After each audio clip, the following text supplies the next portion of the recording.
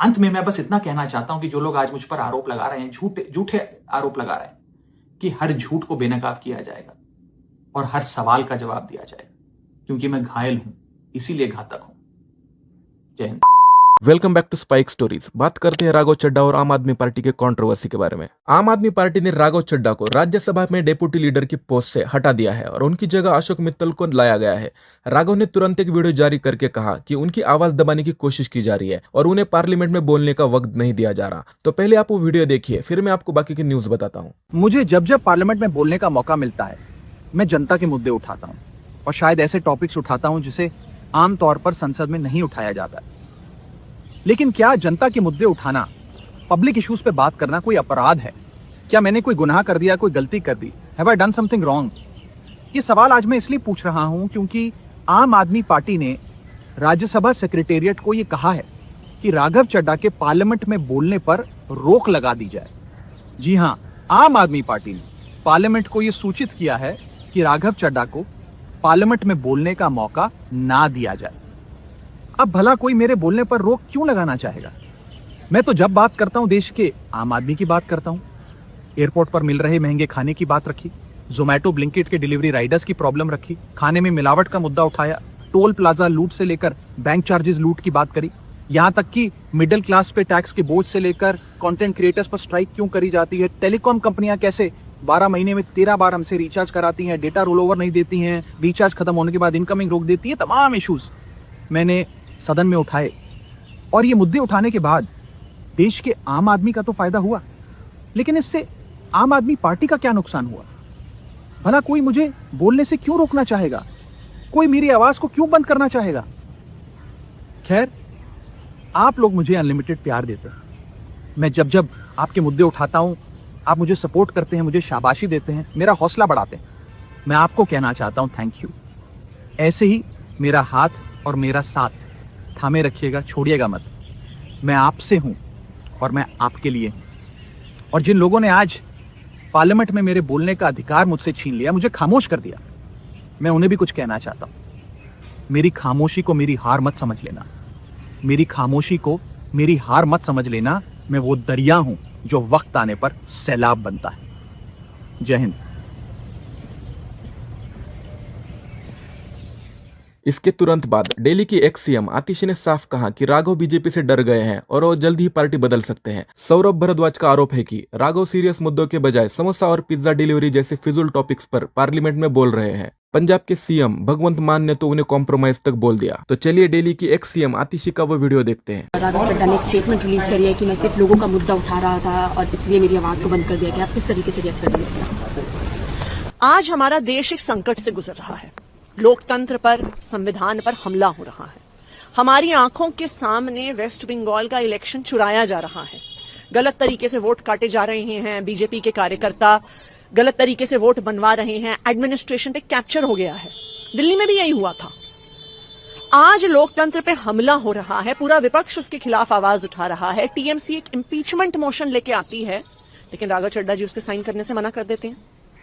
विपक्ष लोकतंत्र पे हो रहे हमले के मुद्दे पे वॉकआउट करती है संसद से, राघव जी वॉकआउट करने से मना कर देते हैं। गुजरात में आम आदमी पार्टी के कार्यकर्ताओं पे झूठे केस करके बीजेपी की पुलिस उनको जेल में डाल रही है, राघव जी उस पर आवाज उठाने से मना कर देते हैं। आज मोदी जी ट्रंप के सामने झुक गए, उस वजह से एलपीजी का संकट एक एक आम आदमी की जिंदगी को प्रभावित कर रहा है।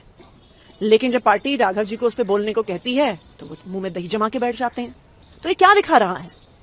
ये दिखा रहा है कि आज राघव जी बीजेपी पे सवाल उठाने से डर रहे हैं, मोदी जी के खिलाफ आवाज उठाने से डर रहे हैं। और शायद आज ऐसा लगता है कि 2 साल पहले जब अरविंद केजरीवाल जी की गिरफ्तारी हुई थी तो उन्होंने जिस प्रकार से कहा था कि मेरी आंखों का ऑपरेशन है, इस वजह से मैं भारत से बाहर हूं, शायद तब भी वो मोदी जी से डर गए थे। आपने बोला कि डर रहे हैं, क्या रीजन है डरने का? उनको क्या रीजन हो सकते हैं? देखिए, रीजन तो सबके सामने है। बीजेपी का एक तरीका है कि जो उनके खिलाफ बोलता है उस पर ईडी का केस होता है, उस पर सीबीआई का केस होता है, उस पर फर्जी आरोप लगाए आते हैं, उसको जेल भेजा जाता है, जो आम आदमी पार्टी के सारे नेताओं के साथ हुआ। आज भी गुजरात में वही हो रहा है। मुझे ऐसा लगता है कि शायद जिस तरह से विपक्ष के इतने नेता डर गए और कूद के बीजेपी में चले गए, शायद अगला नंबर हो सकता है राघव जी का। आप ये कह रहे हैं कि राघव चड्ढा बीजेपी ज्वाइन कर सकते हैं। अब देखिए, ये तो समय ही बताएगा, लेकिन ये तो बिल्कुल साफ है कि आज बीजेपी और उनके लोकतंत्र पर किए जा रहे हमले के खिलाफ राघव जी बोलने को तैयार नहीं है। फिर राघव चड्ढा ने भी खुद के डिफेंस में एक वीडियो बनाई है। उन्होंने सारे आरोपों को झूठा बताया और कहा कि ये एक कोऑर्डिनेटेड कैंपेन है उन्हें बदनाम करने के लिए। राघव ने साफ कर दिया कि वो झुकने वाले नहीं है और एंड में कहा, घायल हूं इसलिए घातक हूं। तो चलिए राघव का वो वीडियो देख लेते हैं। नमस्कार साथियों, कल से मेरे खिलाफ एक स्क्रिप्टेड कैंपेन चलाया जा रहा है। सेम भाषा, सेम बातें, सेम आरोप। ये कोई कोइंसिडेंस नहीं है, बल्कि एक कोऑर्डिनेटेड अटैक है। पहले मैंने सोचा कि मुझे इसका जवाब नहीं देना चाहिए, फिर लगा कि कहीं एक झूठ को 100 बार बोला जाए तो कुछ लोग मान ना लें, इसलिए मैंने सोचा कि जवाब दूं। आम आदमी पार्टी ने 3 आरोप लगाते हुए यह कहा कि इन 3 आरोपों की वजह से हम राघव चड्ढा को पार्लियामेंट में बोलने का मौका नहीं देंगे। राघव चड्ढा के पार्लियामेंट में बोलने पर रोक इसलिए लगाई गई क्योंकि उन्होंने ये 3 गलतियां करी। मैं एक एक करके इन तीनों पर आपसे बात करना चाहूंगा। पहला आरोप कि जब ऑपोजिशन पार्लियामेंट से वॉकआउट करता है, सदन से वॉकआउट करता है, तो राघव चड्ढा वहीं बैठे रहते हैं, वो वॉकआउट नहीं करते। यह सरासर झूठ है, सफेद झूठ। मैं चुनौती देता हूं, एक इंस्टेंस, एक दिन ऐसा बताइए जब ऑपोजिशन ने वॉकआउट किया हो और मैंने उनका साथ ना दिया हो, मैं साथ में वॉकआउट नहीं किया हो। और पार्लियामेंट में तो हर जगह सीसीटीवी कैमरा है, आप सीसीटीवी कैमरा निकाल कर दिखा दीजिए, दूध का दूध और पानी का पानी हो जाएगा। दूसरा आरोप लगाया कि राघव चड्ढा ने चीफ इलेक्शन कमिश्नर के इंपीचमेंट मोशन पर, यानी कि मुख्य चुनाव आयुक्त को हटाने वाली जो याचिका थी, उस पर साइन करने से मना कर दिया। दूसरा सफेद झूठ।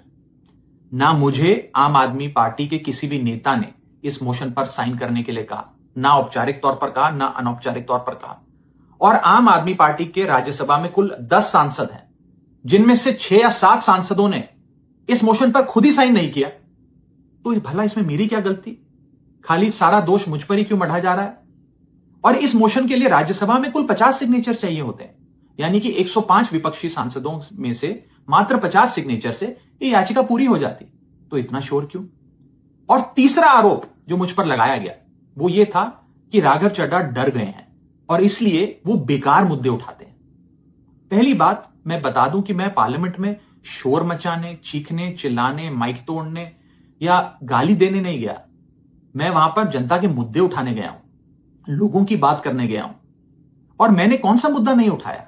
मैंने जीएसटी से लेकर इनकम टैक्स की बात करी, पंजाब के पानी से लेकर दिल्ली की हवा का मुद्दा उठाया, हमारे सरकारी स्कूलों की हालत से लेकर कैसे पब्लिक हेल्थ केयर इंस्टीट्यूशंस को मजबूत किया जाए, इंडियन रेलवेज में जो पैसेंजर्स ट्रैवल करते हैं उनकी समस्याएं रखी, यहां तक कि मेंस्ट्रुअल हेल्थ, एक ऐसा मुद्दा जिसके बारे में लोग बात करने से कतराते हैं, वो बातें तक रखी। बेरोजगारी से लेकर महंगाई तक तमाम मुद्दे उठाए। आप मेरे 4 साल का पार्लियामेंट का ट्रैक रिकॉर्ड उठाकर देख लीजिए। और मैं पार्लियामेंट में इंपैक्ट क्रिएट करने गया हूं, मैं पार्लियामेंट में रकस क्रिएट करने नहीं गया। ये टैक्स पेयर के पैसे से जो पार्लियामेंट चलती है, उस टैक्स पेयर के मुद्दे उठाने में पार्लियामेंट में गया हूं।